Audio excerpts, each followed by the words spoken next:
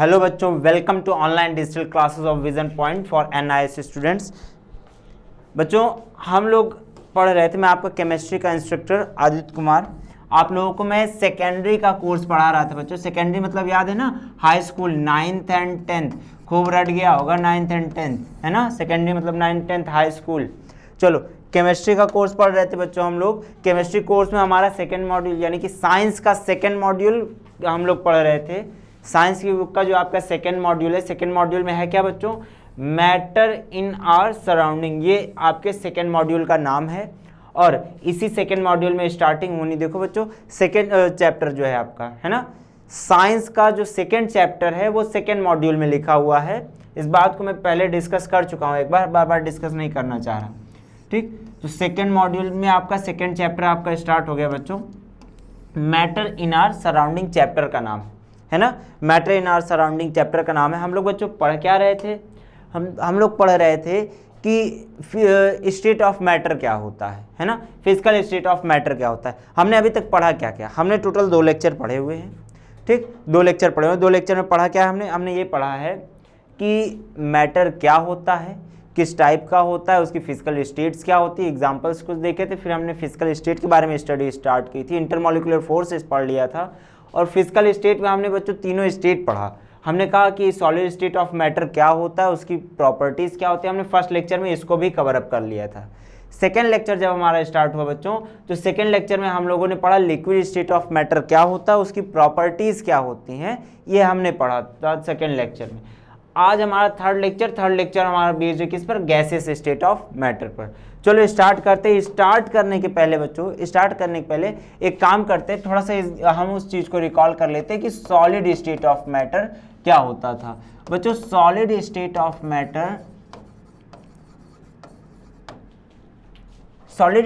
Matter में क्या है कि एक ऐसी स्टेट, मैटर की एक ऐसी स्टेट जिसमें पार्टिकल्स एक दूसरे से बेहद पास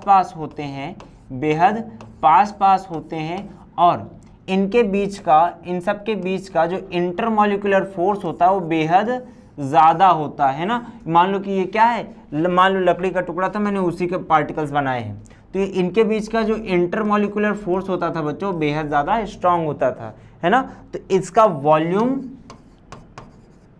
फिक्स रहता था या यूँ कह दूँ कि कांस्टेंट रहता था।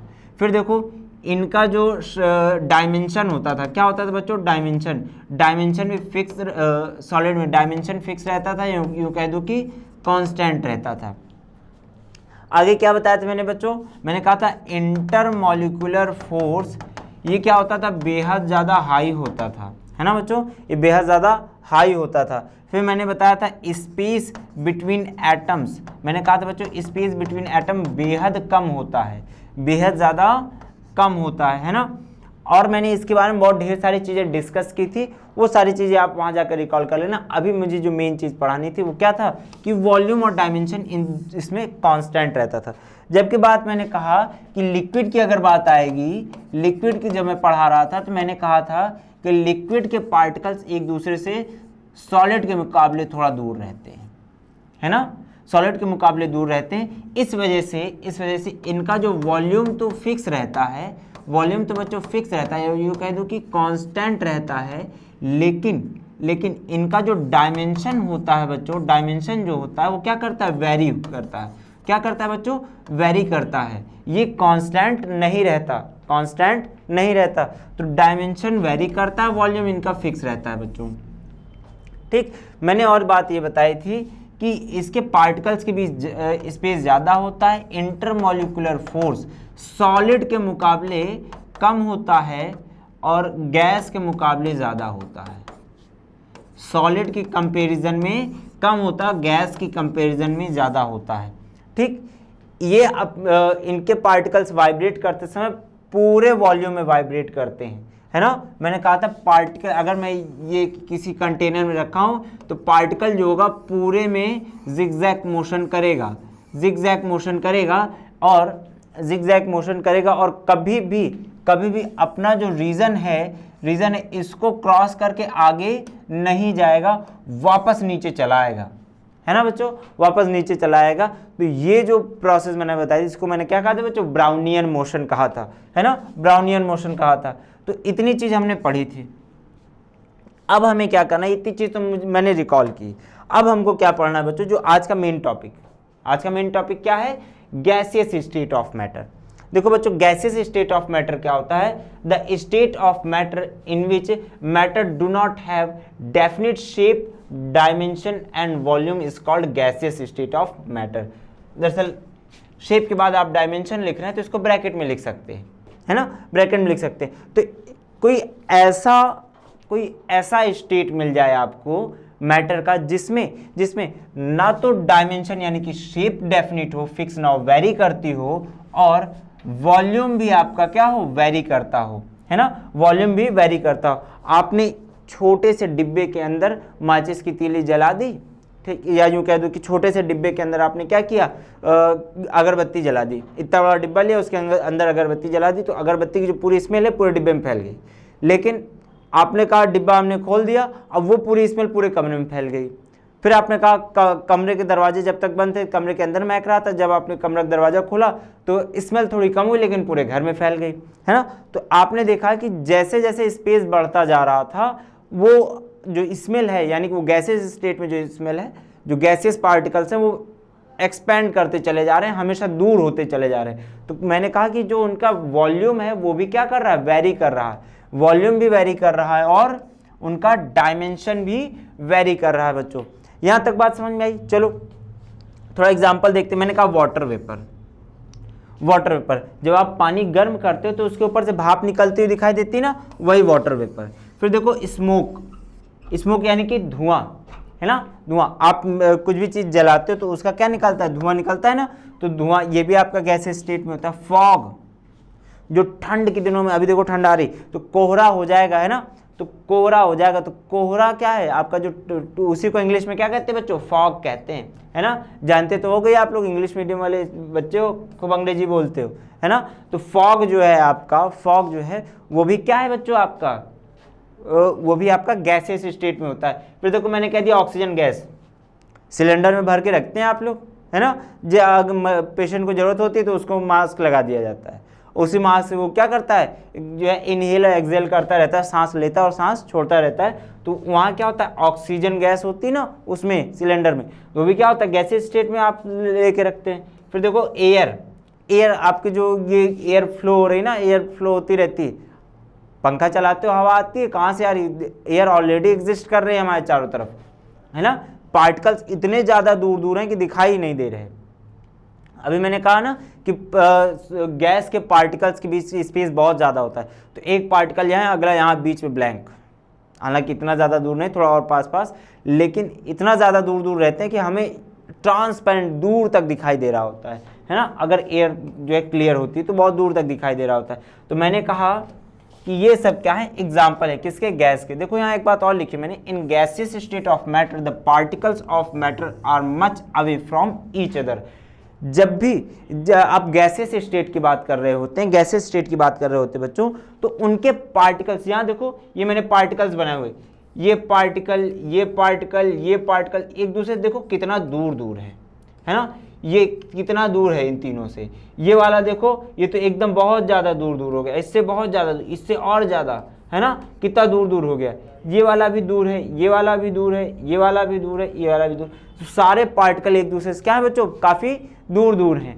तो जब ऐसी स्टेट आती है, ऐसी स्टेट आती है मैटर की, तो आप इसे क्या कहते हैं बच्चों, गैसियस स्टेट ऑफ मैटर कहते हैं। अब क्या करना है, हमें थोड़ा सा स्टडी कर लेनी है कि जो है गैस बॉयल कब करता है, मेल्ट, सॉरी, गैस की प्रॉपर्टीज क्या होती है। मैंने कहा gases do not have definite shape, shape यानी कि डायमेंशन। जिस भी आप वेसल में रखते हैं उस वेसल का ये क्या करता है, शेप गेन कर लेता है ना। It gains the shape of the vessel in which it is stored. मान लिया आपने क्या किया, आपने कोई गैस बनाई और गैस को स्टोर करने का, आप प्रैक्टिकल लैब में बनाते हैं, आप टेस्ट ट्यूब उल्टा करके रख देते हैं, तो क्या होता है, गैस यहाँ पर स्टोर हो जाती है और नीचे से आप क्या करते हो बच्चों, थंब लगा लेते हो अपना। ऐसे जैसे थंब लगाया तो ये स्पेस खत्म हो गया बाहर निकलने का, तो आपने कहा ये टेस्ट ट्यूब के फॉर्म में आ गया। फिर आपने पलटा पलट करके इसको एक उल्टे जार में बंद कर दिया, तो यहाँ पर गैस भरी हुई है। फिर आपने कहा ये कैसा, ये देखो सिलेंड्रिकल था, है ना, और ये कैसा है बच्चों आपका स्फेरिकल है ना, ये स्फेरिकल है। फिर आपने कहा उसी को निकाल करके आपने उसमें बलून में डाल दिया, तो बलून आपका इस टाइप का होता है, थोड़ा ऊपर स्फेरिकल नीचे थोड़ा सा कोन टाइप का, तो उस टाइप का हो गया। फिर आपने क्या किया, गैस निकाला और एक डिस्क लिया, थाली मान लो आपने ली हुई है, तो आपने इधर जो है ऐसे आपने भर दिया, ऐसे उल्टा छोड़ दिया, तो यहाँ पर आपका जो गैस है उधर भर गई। वो अगर हल्की है तो नीचे से निकल के बाहर नहीं जा सकती, यहाँ फंस गई, तो आपने देखा एक प्लेन डिस्क के फॉर्म में आ गई। तो जब भी उसको जिस भी वेसल में आप स्टोर कर दोगे, जिस भी वेसल में स्टोर कर दोगे, उसी वेसल का वो शेप गेन कर लेते हैं, उनका शेप फिक्स होता ही नहीं। फिर देखो मैंने कहा कि do not have fixed volume, है ना, do not have fixed volume. Air में क्या होता है, क्योंकि स्पेस बहुत ज़्यादा होता है, तो आप जब प्रेशराइज करते हैं तो पार्टिकल्स के बीच में स्पेस घट जाता है, और ज़्यादा प्रेशराइज करोगे और घट जाएगा, और ज़्यादा प्रेशराइज करोगे और ज़्यादा घट जाएगा। यहाँ तक कि जैसे आपका एलपीजी होता है बच्चों, क्या कहा मैंने, एलपीजी, इसका फुल फॉर्म क्या है, लिक्विड,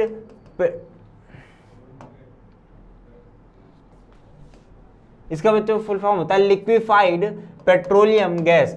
गैस इतनी ज़्यादा कंप्रेस कर दी जाती है, इतनी ज़्यादा कंप्रेस कर दी जाती है कि पार्टिकल्स के बीच में स्पेस बेहद कम हो जाता है, इतना कम हो जाता है कि ऐसा लगता है वो क्या है, लिक्विड के फॉर्म में, ऐसा लगता है कि वो लिक्विड के फॉर्म में। तो हम देखो इतना ज़्यादा स्पेस कम कर सकते हैं, इतना ज़्यादा स्पेस कम कर सकते हैं। तो हम इतना ढेर सारा एयर को लेकर के इतना छोटा सा जो है उसमें क्या करते हैं बच्चों, कंप्रेस करके स्टोर कर लेते, छोटा सा जो है आप सिलेंडर लेकर के उसमें कंप्रेस करके रख लेते।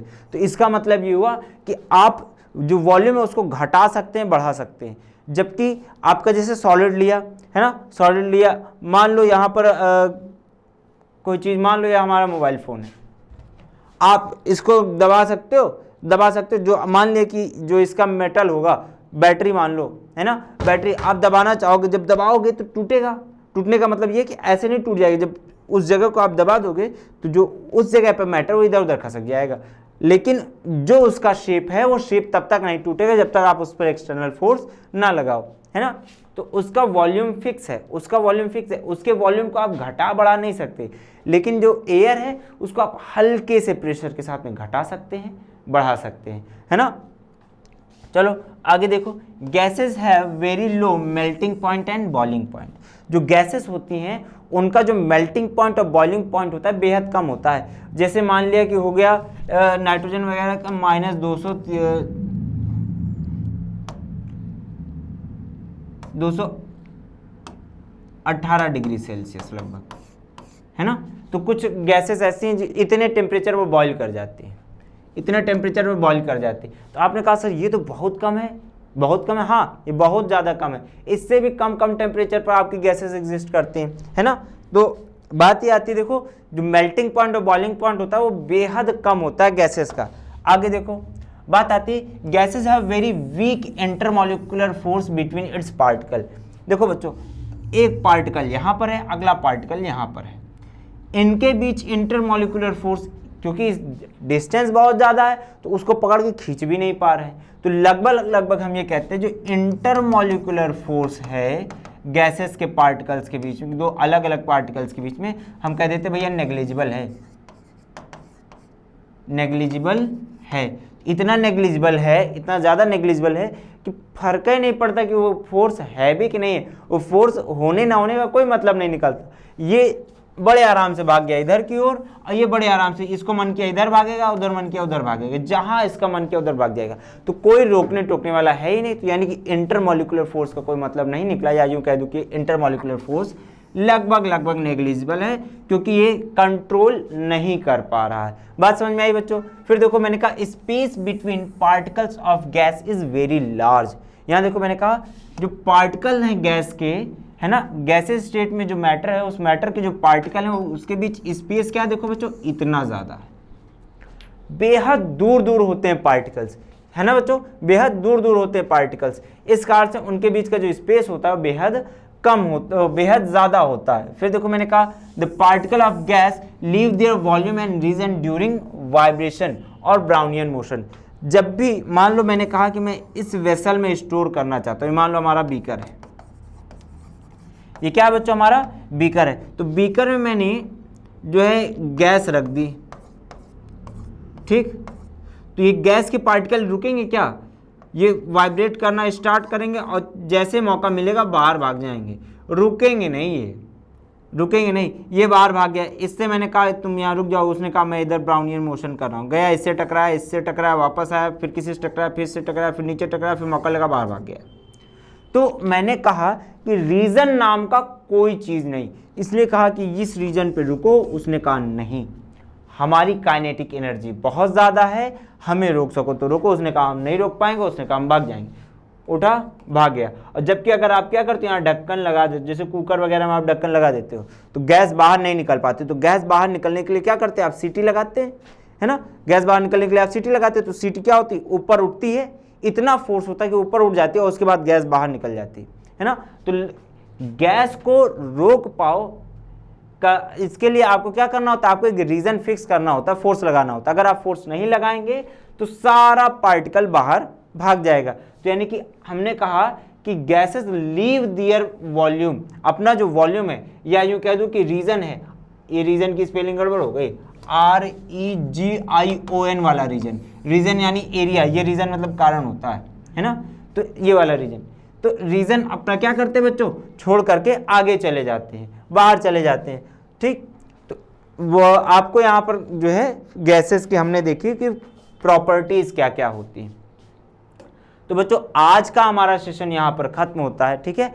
आपको इस चैप्टर से रिलेटेड या हमने अभी तक जो पढ़ा है उससे रिलेटेड जो भी इंक्वायरी हो, जो भी क्वेश्चन पूछना हो, आप हमसे इस नंबर पर कॉल करके पूछ सकते हैं, या फिर ये हमारी वेबसाइट है, हमारी वेबसाइट पर जा करके आप हमसे क्वेरी कर सकते हैं। आज का सेशन हम यहाँ पर ख़त्म कर रहे हैं।